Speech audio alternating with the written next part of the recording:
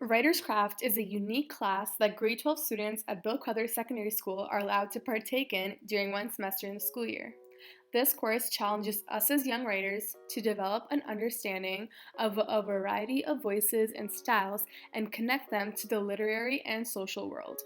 As the semester comes to a close, I am issued the final assignment for Writer's Craft called the ROL, also known as the Record of Learning.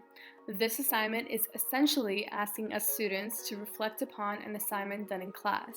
In specific, the assignments we're to focus on for the ROL is predominantly the short story assignment, including a revision of the story meditated by music exercise. The short story assignment is pretty self-explanatory. However, the story meditated by music exercise triggered our unexplored creativity to come out as we explored the likes of storytelling and music. Through the transition of 4 instrumental songs, the exercise forced us to individually have our imagination flow with the music, beat, and tempo and come up with a story that is carried through all 4 songs. After the completion of this exercise, I can reflect upon it by saying that music is equally capable of guiding one through a story than an actual novel is. The elements that make up a simple song all play different factors and can alter our perception so easily. Music has immense control over our imagination. I can truthfully say that I enjoyed this exercise. It was something I had never experienced before, and during it, it was very fascinating to see how the music took over my imagination and quickly changed the story's correlation. However, the exercise was as difficult as exciting, with regards to keeping the same story in mind as each song changed. It was difficult to implement what I was visualizing from each song and use it towards my original story rather than starting a new story. Having said this, I can definitely say that this exercise did help me generate and fluctuate new ideas. Therefore, it is a great exercise to conduct when in need of some inspiration. Now, let's turn the focus to my short story, Would You Rather. Would You Rather is a fictional story that takes the reader through a roller coaster of emotions as the protagonist conveys feelings of fear, courage, sadness, and anger throughout. A brief summary of Would You Rather is as follows. A young woman, desperate to help her sickly brother, accepts a dinner invitation to what seems to be easy money. As soon as she arrives at the dinner, she realizes that playing the game is deadly for the losers. She and several others spend the night being terrorized in a game of Would You Rather, hosted by a sadistic businessman. The short story assignment followed a certain structure in order to guarantee ultimate success, which is what I will be guiding you through as a listener. After I had generated an idea of what my short story will be about, I was required to complete a rough draft of my short story first. Then I got it peer edited and finally handed in my rough draft for my teacher to edit as well. After receiving all this feedback from both parties, I can evaluate their critiques by stating my strengths and weaknesses. My strengths are that were distinguished in my story were that I was able to connect with the reader on an emotional level right away in the opening paragraphs when I provided them with background knowledge of the characters. Also, this emotional connection remained throughout the book, so I was effectively able to connect certain events back to this appeal. Another strength I depicted was that the story was very intriguing and extremely unique. With the utilization of imagery I was consistently using throughout the story, I was able to effectively provide the reader with a clear image of what was happening.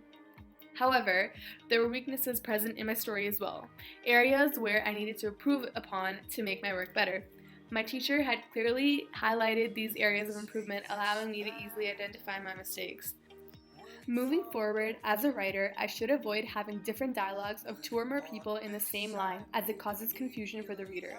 Also, I have to recall how independent clauses are punctuated. These were some minor mistakes that were present in my story. However, there were 2 global mistakes as well. Throughout the short story, my tense structure wouldn't remain consistent. This caused confusion to the reader because they were not sure whether these events were happening in the present day or have already happened in the past. Another global error easily distinguishable throughout my story was the lack of realism I was conveying. This was because some events in the story would abruptly occur without any build-up leading up to them, leaving the reader very questionable as to how did this happen, where did this come from, it just came out of nowhere. In order to fix these mistakes, some specific strategies must be used. Throughout this editing process leading up to the submission of my final copy, I will conduct various methods to better my work. Putting myself in the reader's shoes to distinguish areas of need will allow me to see from the perspective of the reader. Another method I will use is reading out loud, as it's been proven that reading out loud catches more mistakes compared to silently reading the text in your head. Also, grammar is more effectively used when reading out loud, so it is beneficial in that sense as well. Lastly, I will get another's perspective before the submission and focus on one problem at a time so I can guarantee I don't miss or repeat any of the mistakes. So, with regards to these errors discussed, I will focus on specific areas in my short story where these mistakes are easily seen. In this ROL, I will be talking about my global errors because improving them have the greatest impact on my story compared to focusing on the smaller errors. My poor tense structure can be evidently seen throughout my story. However, let's focus on a certain section of it, found in the first 3 lines of the story in the first page, where it reads,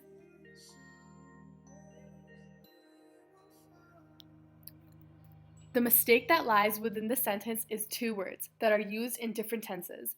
Those 2 words are yell and increased. However, because my intention is to write the story in present day, increased is incorrect, as it is describing that her pace had suddenly increased in the past. However, to fix this, this must be replaced with another word. The present version of increased is increase. Now, the sentence is as follows. Recognize how the sentence flows better?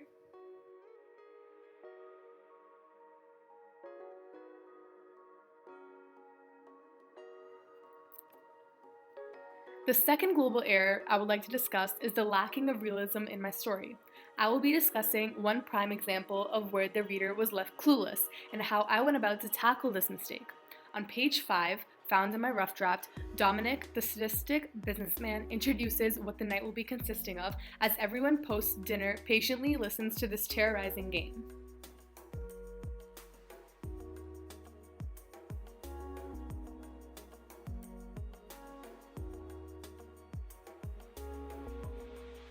So, the reader is left very questionable after reading this, as the situation is unrealistic. Some questions that may arise from reading these sections are, was a waiver signed? What stops the survivors from reporting this incident? Where is the money coming from? How does Iris feel? When rewriting the story, I kept these questions in mind as I put my shoes in the perspective of the reader, making sure to answer all of them through detail and precision.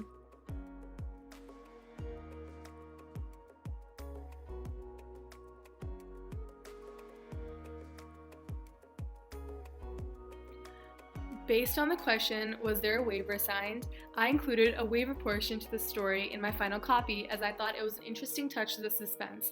This waiver and Dominic's threatening remarks near the end don't allow the survivors to report this incident or whatever happens in the night.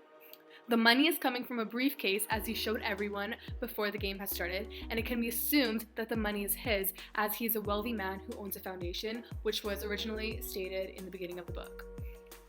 In the rewritten section, Iris's emotions she possesses as Dominic explains the games are described as well. Now, I can say that this section is a much better version compared to the one in the original draft, as all questions are answered. Much like this section, there are many other areas that were in need of some clarification, but in my final copy, I was able to thoroughly answer to all the gaps in my story. In conclusion, I can say that my final copy of Would You Rather is definitely an improved version of the original copy. Through specific strategies used to tackle each area of need, the value of my work rose, and my final copy is a piece of work I'm proud about, ultimately helping the reader better understand and enjoy the story. Thank you for listening to my ROL.